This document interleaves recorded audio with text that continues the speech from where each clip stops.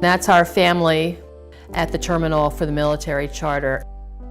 A snapshot of life as a military family. That's the last time my family was together. The fleeting moments together before deployments. We had a lovely family dinner before we got on the plane. For moms like Madeline Walgen Shedlick, there's constant worry. You know, I knew what it meant. I didn't know. I don't know. Even now, is he coming home? I hope so. She tries to focus on what's important when it comes to her son, Army First Lieutenant Tommy Shedlick, but it doesn't always work out that way. I can't even imagine what it would be like to lose him, you know? And emissions testing, really? Are we kidding? I don't get it. Here's the backstory behind Madeline's obvious frustration. Her son is deployed to the Middle East. His Army unit is out of Texas. That's where he left his truck. It is registered in his home state, Maryland. Service members are legally allowed to do that.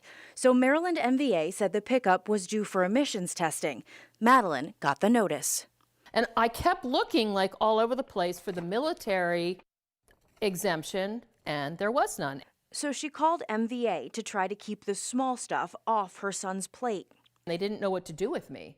This is how she says the conversation went. And she finally came up with two solutions for me. One was I could fly to Texas, take his truck out of the locked military lot at Fort Bliss, drive it to Maryland, and do the emissions testing myself. She said there's only one other option, and that is to have Tommy send his military orders. He also needed a letter from his commanding officer who is in another country in the Middle East. Madeline was shocked. After some work, she eventually got this letter from the MVA with an extension and an apology. Now she's thinking about other military families. It's so insensitive and it's so frustrating. Did they never consider deployed soldiers? For heaven's sakes, we could treat them better than that. We're better than that. We brought Madeline's concerns to Chrissy Nizer, administrator for M.MVA. So unfortunately, the person answering the phone didn't give her all the options. She also called Madeline to apologize for what happened.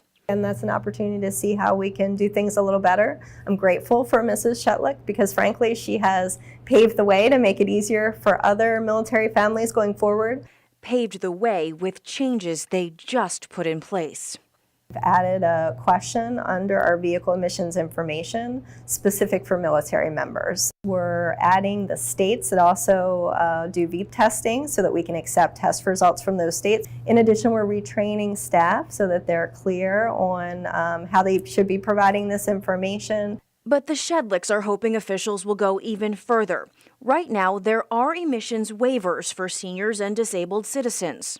Is an exemption for military out of state or deployed military something that you would support if you were asked to testify on a bill? Certainly it's worth looking at, and we always look for new opportunities. Madeline wants state lawmakers to see their story and create that opportunity with a new exemption. There's all this talk about, thank you for your service. Well, let's thank them by not putting a lot of extra BS on their plate. This is just insanity.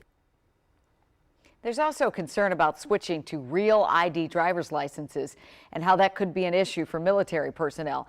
Nizer suggests that service members go to MVA online and look at their tool to look up their driver's licenses and see what they need.